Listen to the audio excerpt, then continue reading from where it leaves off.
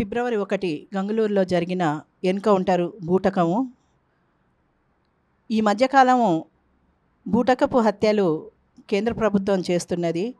ఈ క్రమంలోనే ఈ ఎన్కౌంటర్ని కూడా కుట్రపూరితమైనదని మేము భావిస్తున్నాము. దీంట్లో అనేక మంది ఆదివాసులు చనిపోతున్నారు.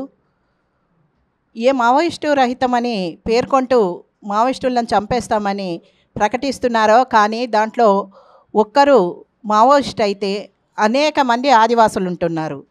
అట్లాగే అసలు ఏ విప్లవకారులు లేకపోయినా కూడా ఆ గ్రామాల్లోని అనేక మంది ఆదివాసులు, ఆదివాసి మహిళలు, ఆదివాసి పిల్లలు ఉంటున్నారు. ఇదంతా కూడా ప్రభుత్వము కుట్రపూరితంగా ఈరోజు అడవి ప్రాంతాలలో లెక్కకు మించినన్ని క్యాంపులు ఏర్పాటు చేస్తూ పోలీసు బలగాలను వేలాదిగా దింపుతూ కేవలం ఆదివాసీలను అంతం చేయడమే లక్ష్యంగా ఈరోజు కేంద్ర ప్రభుత్వం తన కర్తవ్యంగా భావిస్తుంది. అందులో భాగంగానే వందలాది మంది ఆదివాసుల్ని చంపేస్తున్నారు. బయటికి మాత్రం ఒక కట్టుకథల్ని అల్లి దాన్ని చూపిస్తున్నారు.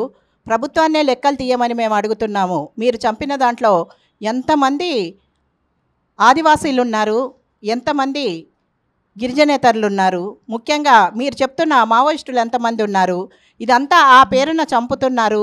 కాబట్టి నిజ నిర్ధారణకి అంగీకరించాలని మేము కోరుతున్నాము. అట్లాగే నిజ నిర్ధారణకు వెళ్తున్న వాళ్ళని ఎందుకు ఆపుతున్నారు? ఏదైనా వాస్తవాలు బయటికి రావాలి కదా. ఆ వాస్తవాలను బయటికి తీయడం కోసము సమాజంలో ఉన్న మేధావులు, బుద్ధిజీవులు ప్రయత్నిస్తున్నారు కదా. దానికి మీ అభ్యంతరం ఏముంది? ఏదైనా మనకు భావ ప్రకటన స్వేచ్ఛ ఉంది కదా. ఆ స్వేచ్ఛ ప్రకారము ఎవరైనా కూడా వెళ్ళి అక్కడి నిజానిజాలని బయటికి తీయొచ్చు. కానీ ఈరోజు ఎవరు ముందుకెళ్ళి ప్రభుత్వ దమనకాండను ఖండించినా కూడా వారిపైన ఘోరమైన మారణకాండని ప్రయోగిస్తున్నారు. అందులో భాగంగానే జర్నలిస్టులను చంపడం, అందులో భాగంగానే ప్రజా సంఘాల నాయకులను చంపడం, అందులో భాగంగానే ఈ దమనకాండ అంతా కొనసాగుతుంది.